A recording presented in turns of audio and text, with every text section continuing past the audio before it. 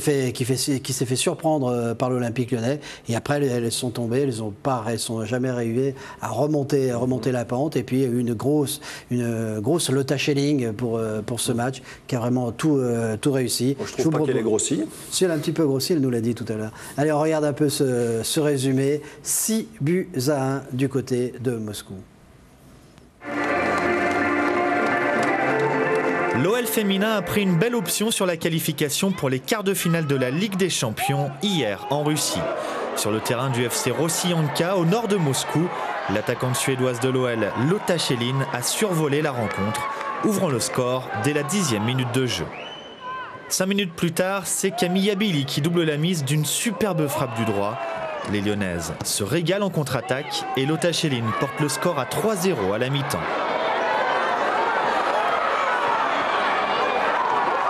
Au retour des vestiaires, l'entraîneur lyonnais Patrice Lair fait entrer Elodie Thomis et Louise Anessib à la place de Sandrine Dussan et Eugénie Le Sommer.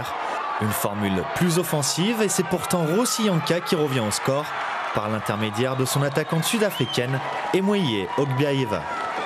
Mais à 20 minutes de la fin du match, Lotta Schelling plie l'affaire en 6 minutes, profitant parfaitement des largesses de la défense russe.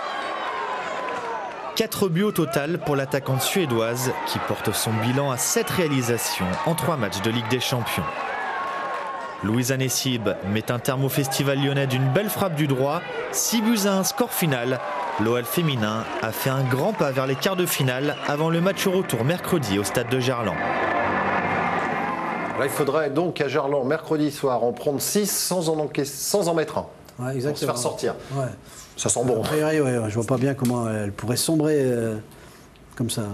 Que s'est-il passé pour cette soirée de Champions League chez les filles? Regardez les matchs allés avec ce tableau. Il y a une deuxième équipe française qui est engagée dans ces huitièmes de finale, c'est Juvisy, qui est allé chercher la victoire à Torre Calcio. Rappelez-vous, Torre Calcio, c'est une équipe que l'Olympique Lyonnais avait rencontrée la saison dernière. Et puis Potsdam, qui a battu l'Olympique Lyonnais en finale de la Ligue des Champions l'année dernière, eh bien, a gagné 7-0 face à Neulenbar. Vous voyez les autres résultats avec la victoire d'Everton. Et puis la défaite un peu surprise de Arsenal. Le Sparta Prague a chuté. Et puis dernier match, ça a été un match nul. Donc eh bien, les matchs retour, c'est mercredi prochain pour les féminines de l'Olympique Lyonnais. Le coup d'envoi aura lieu à 16h au stade de Gerland.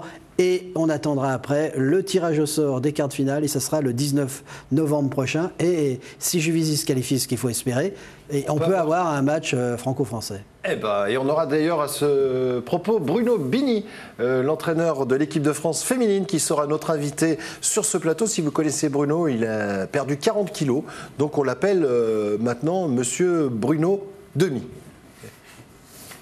Voilà. Oh, le bide. Oh là là, le bide énorme. Allez, on va écouter les filles, si vous voulez bien, les réactions.